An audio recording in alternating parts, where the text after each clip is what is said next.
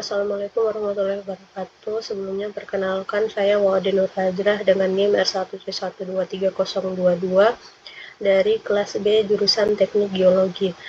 Adanya pembuatan video presentasi kali ini yaitu untuk memenuhi tugas UAS mata kuliah paleontologi dengan muatan materi yang pertama yaitu jenis-jenis fosil dan proses pemfosilannya, yang kedua penggunaan fosil, dan yang terakhir yaitu contoh-contoh fosil dari film Arthropoda dan Echinodermata.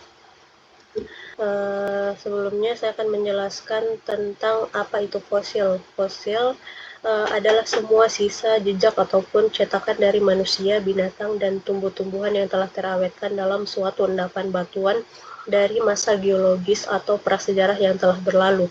Fosil makhluk hidup terbentuk ketika makhluk hidup pada zaman dahulu atau lebih dari 11.000 tahun terjebak dalam suatu material sedimen. Materi selanjutnya yaitu proses pemfosilan. Proses pemfosilan atau fosilisasi adalah proses terbentuknya fosil yang terjadi ketika sisa-sisa hewan dan tumbuhan tertimbun dan mengendap dalam sedimen. Untuk proses yang pertama yaitu karbonisasi. Proses karbonisasi terjadi ketika zat organik yang mengalami pembusukan secara perlahan akan kehilangan gas dan cairannya, dan pada akhirnya hanya akan meninggalkan suatu lapisan tipis dari karbon. Untuk contohnya seperti ini, dapat dilihat pada slide.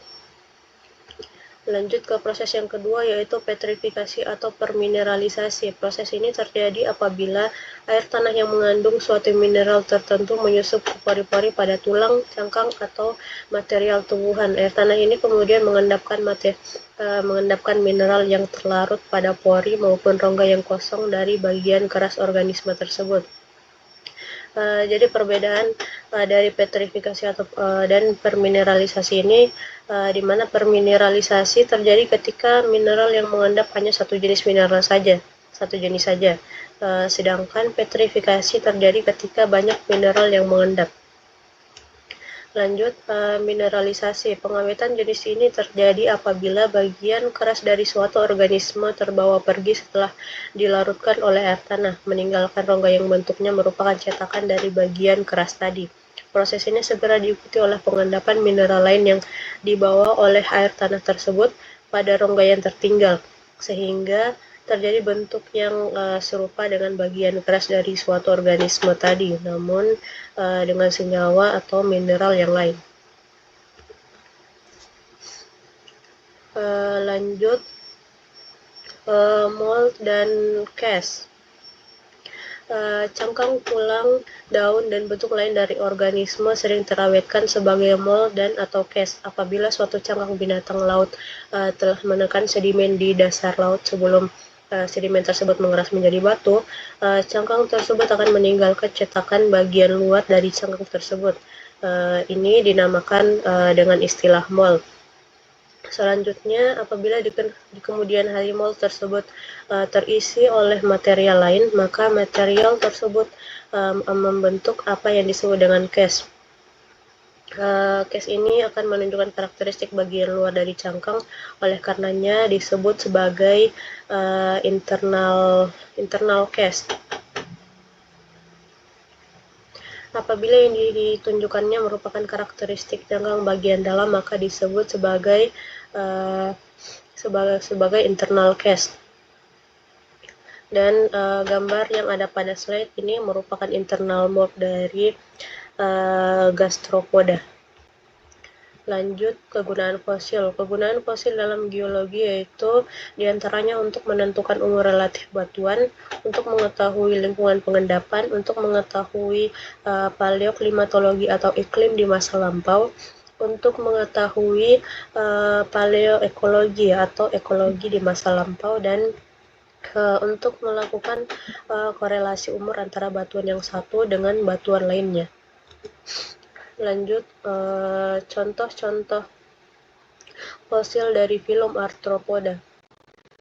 Lanjut, contoh-contoh fosil dari film Arthropoda.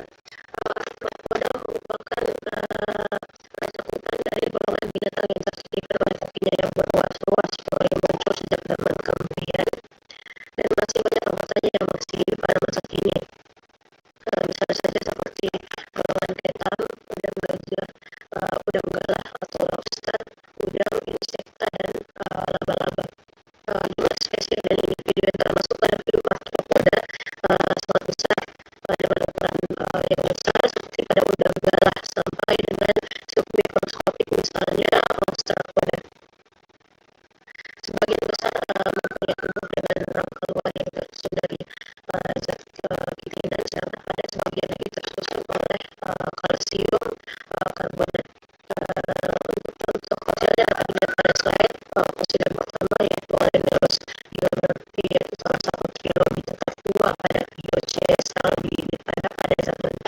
embrion awal.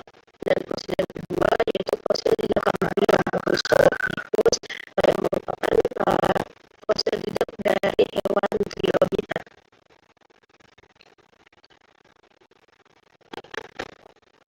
Lanjut, contoh-contoh fosil dari filum Echinodermata.